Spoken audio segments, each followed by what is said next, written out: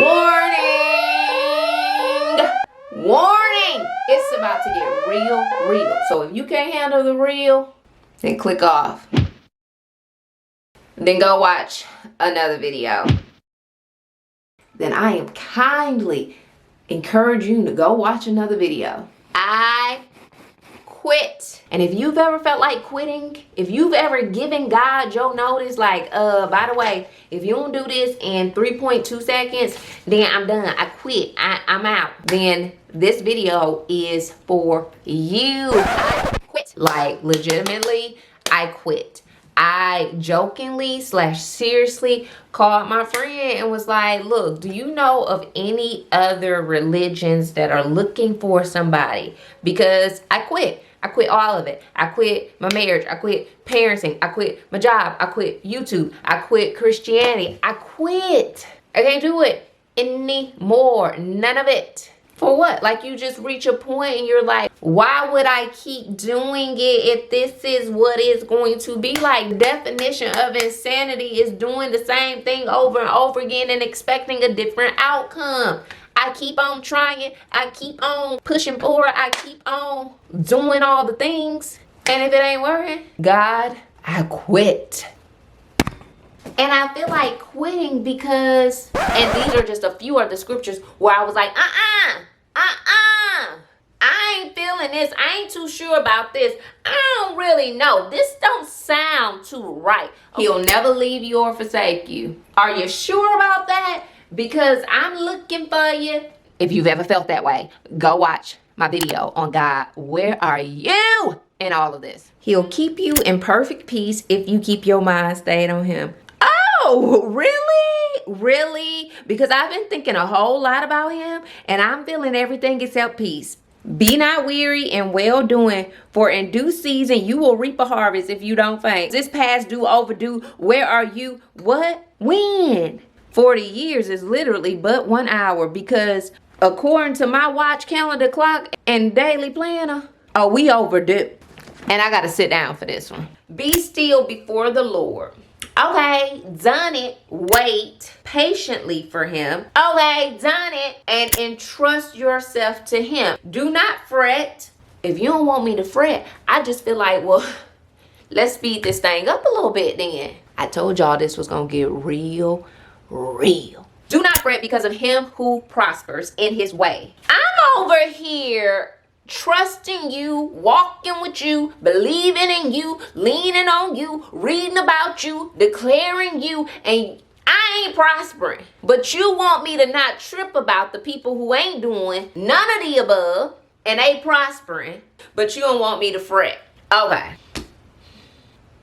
I ain't even got no words. Except God, I quit.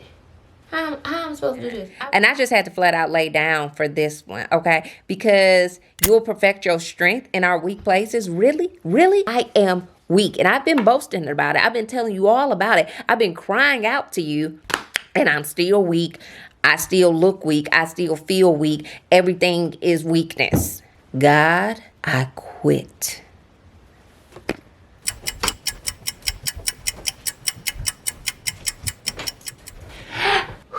I'm legitimately out of breath because our real life just ran. I have no idea why.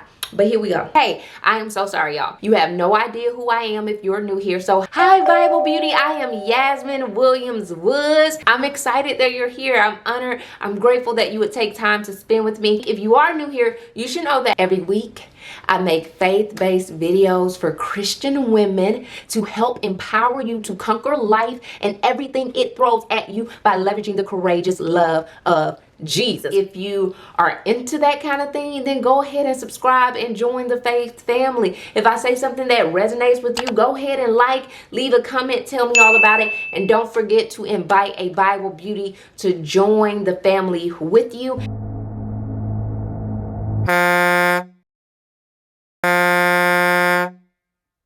Right now, you're walking through a blazing situation. You're walking through an oppressive situation. And you're like, look, God, I quit. And you want to give up. You want to quit. You want to let it go. You want to throw in the towel. Well, friend, if you stop right there, then guess what? That's where you're going to be. You're going to be stuck in that situation. You're going to be stuck in what sucks. I'm going to tell you why you want to quit. And then I'm going to tell you why you can't. If you can relate to feeling like you want to quit, I can almost guarantee that it's one of these three things.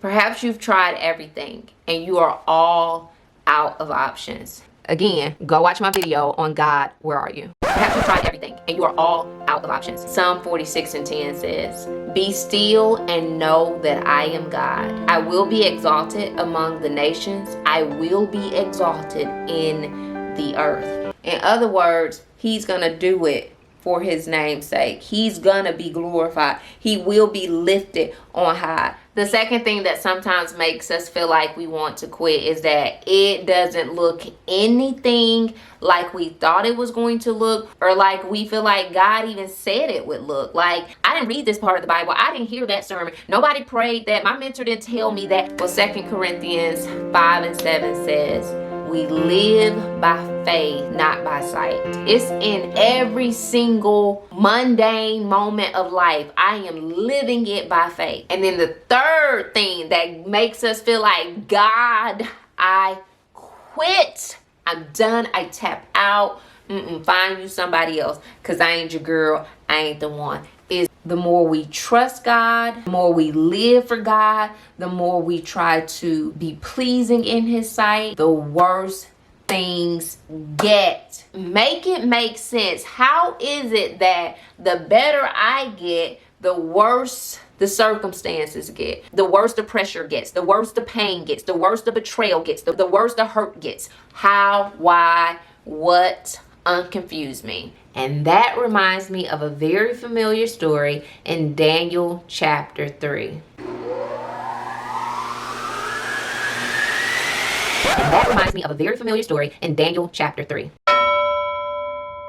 This is like a little Bible study with me, so we gonna be reading. Go ahead and pull your Bibles out. So we got King Nebuchadnezzar. He builds this gold-plated image, and he's like, "Hey, everybody, you gonna have to worship this thing. When you hear all the instruments, you just gonna fall down and you gonna worship. If you don't fall down and worship, then guess what? You gonna be thrown into a blazing furnace." Cool. Everybody was clear on the instructions, on the expectations, but then some astrologers had to go tell King Nebuchadnezzar, like, "Hey, it's some people in Babylon who are not following the decree. Honey, they ain't serving your gods and they ain't worshiping this gold image that you done created. And those people are Shadrach, Meshach, and Abednego." Of course, King Nebuchadnezzar was mad. I mean, he was big mad, and he was in a furious rage. So he like, "All right, bring them here, because I need to talk to you about something." So they bring Shadrach, Meshach, and Abednego to King Nebuchadnezzar, and he's like, "Oh, so tell me what's going on. You're not gonna follow my directions? You're not gonna do what I told you to do? You're not gonna worship the gold-plated image? You're not gonna serve my gods?" So at the end of verse 15, King Nebuchadnezzar says, "But if you do not worship, you shall be thrown at once into the midst of a furnace of blazing fire. And what God is there who can rescue you out of my hands?" However, Shadrach, Meshach, and Abednego say the following: "Oh, Nebuchadnezzar, we do not need to answer you on this point. We gotta stop explaining ourselves to the enemy. We do not need to answer you on this point. If it be so, our God whom we serve is able to rescue us from the furnace of blazing fire. It's nothing. What's small bank to a giant? I can overcome this. What's a goon to a goblin? Nothing. And he will rescue us from your hand, O king." It's just matter of factly, like, okay, if you gotta throw me in the fire, then cool. My God, who's over everything, can't easily come get me out of a blazing fire. He created fire. But if he does not, his will, not my will, let it be known to you, O king, that we are not going to serve your gods or worship the golden image that you have set up. So the first reason why we can't quit is because if we quit, then we switch camps. They say either way, whether he delivers us from the furnace or not, we're not switching camps. We're not going to start worshiping your God just to save ourselves from a blazing fire. No, I'd rather go into the blazing fire on behalf of the mighty God that I serve than to switch camps and to serve a false God. And some of us, the blazing fire is, can you walk through that open door? Can you shut the door on the one God told you to walk out of? Can you end that relationship? Can you start the business? Can you trust God again? Can you let the worry go? Can you put the anxiety down? Can you rebuke depression? Will you give that marriage another try? Will you love that person who hurt you? Will you forgive again? Will you go into the furnace for God, or will you submit to the false god? But I done went off on a tangent. Let me keep going. Then he gave a command that the furnace was to be heated 7 times hotter than usual. See, we're gonna go back real quick to the third reason why we feel like quitting. The more we serve God, the harder things get. First of all, they get this decree that says, hey, you're gonna have to fall down and worship. And they're like, who? Not me. Because I know who I serve. I serve the God with a capital G. But the king was like, okay, you're gonna have to come see me then and come answer to me. They like, okay, I'm still gonna serve my God. I'm still gonna tell you that no matter what, I'm sticking with God. And if you put me in the furnace, he's gonna come get me out of the furnace. And if he don't come get me out of the furnace, I ain't tripping about it anyway because I love God. So here you are, you got them serving him, committed to him, being steadfast and movable, abounding in the works of the Lord, being solid in their convictions. And even still, matters get worse.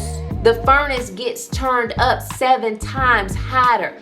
I'm talking about how you are the one and only true God, and I'm still gonna be put in the furnace? God, where you at?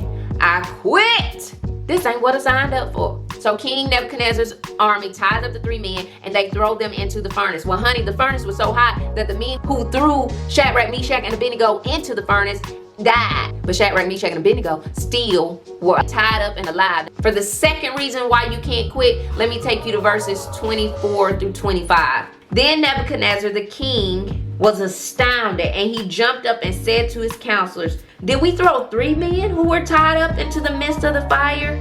They replied to the king, certainly, O king. He answered, look, I see 4 men untied. What is loosed in heaven, let it be loosed on earth. Untied, honey, walking around in the midst of the fire, and they are not hurt. No weapon formed against me shall prosper. They are not hurt. And the appearance of the 4th is like a son of the gods. Come on, Theophany. Come on, Jesus in the Old Testament. So the second reason why you can't quit on God is that if you do, you will miss his faithfulness. If they quit when King Nebuchadnezzar called them to come answer to him, they wouldn't have seen the miracle working power and presence of God. Let me take you to verse 26. Then Nebuchadnezzar approached the door of the blazing furnace and said, Shadrach, Meshach, and Abednego, servants of the Most High God, come out of there. Come here. Then Shadrach, Meshach, and Abednego came out of the midst of the fire. Honey, if you quit, then you won't get through. You won't get out. Whatever he takes you to, he's gonna see you through every single time. Honey, if they'd stopped, if they'd given up, they would have just been stuck in what sucks. They would have been stuck in a place where they had to worship a God that they knew wasn't real. Or worse yet, they would have been stuck in the furnace, because right now you're walking through a blazing situation. You're walking through an oppressive situation, and you're like, look, God, I quit. And you want to give up, you want to quit, you want to let it go, you want to throw in the towel. Well, friend, if you stop right there, then guess what? That's where you're going to be. You're going to be stuck in that situation. So you cannot quit, because if you do, you'll never get through. Let me take you to verses 27 through 28. We on the 4th point. There are only 5. Stick with me. The satraps, the prefects, the governors, and the king's counselors gathered around them and saw that in regard to these men, the fire had no effect on their bodies. Their hair was not singed. Their clothes were not scorched or damaged. Even the smell of smoke was not on them. Nebuchadnezzar responded and said, blessed be the God with the capital G of Shadrach, Meshach, and Abednego, who has sent his angel and rescued his servants who believed in, trusted in, and relied on him. They violated the king's commands and surrendered their bodies rather than serve or worship any god except their own God. Again, if they had quit on God, they would have switched camps. They would have been a part of the false camp world. If you quit right now, then you are giving up on God. You're becoming a warrior instead of a worshiper. You're becoming a doubter instead of a demon slayer. You're submitting to trauma instead of trust in God. Don't switch camps. Don't quit on God. But back to this fourth point, if you quit on God, others won't get the breakthrough. Others won't see that God is the one and only true God. They won't see his mighty works. They won't know him the way they need to know him if you quit now. And for point 5 on why you cannot quit, let me take you to verses 29 through 30. Therefore, I make a decree that any people, nation, or language that speaks anything offensive against the God of Shadrach, Meshach, and Abednego shall be cut into pieces, and their houses be made a heap of rubbish. For there is no other God who is able to save in this way. Can't nobody do what only God can do.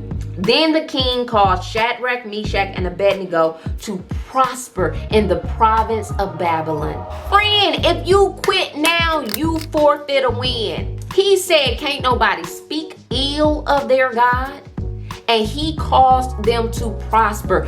You won. You fight from a place of victory. Don't forfeit the win, sis.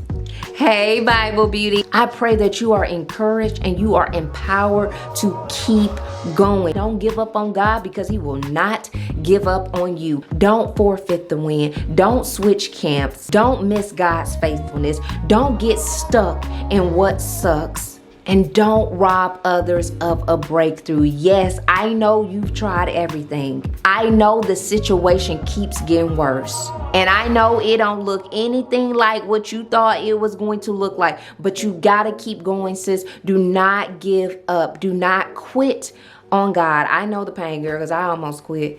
Done, out. It's a wrap. But that's all, y'all. Please let me know in the comments what resonated with you most, what you're feeling fired up about when it comes to serving God and continuing this journey with him.